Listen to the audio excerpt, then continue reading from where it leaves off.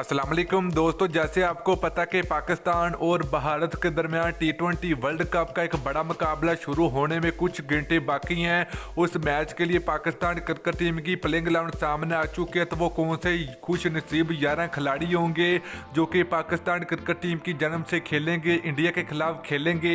आज इस वीडियो के अंदर आपको मुकम्मल तफसील आप लोगों को मिलेगी। तो दोस्तों, अगर आप लोग भी पाकिस्तान क्रिकेट टीम से मोहब्बत रखते हैं तो जल्दी इस वीडियो को लाइक करें, उसके बाद चैनल को सब्सक्राइब करें और बेल आइकन जरूर अनेबल करें ताकि आप लोगों को मजीद क्रिकेट की वीडियो मिलती रहेगी।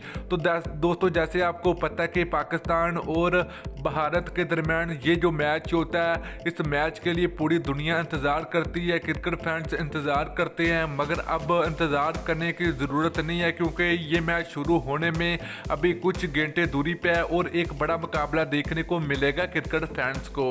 तो दोस्तों, पाकिस्तान क्रिकेट टीम के 11 खिलाड़ी सामने आ चुके हैं जो इंडिया के खिलाफ खेलेंगे।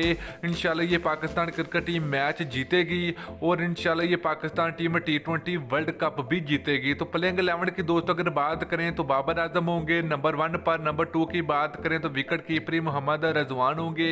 नंबर 3 की अगर बात करें तो फखर जमान को मौका मिलेगा। नंबर 4 की बात करें तो फीज होंगे।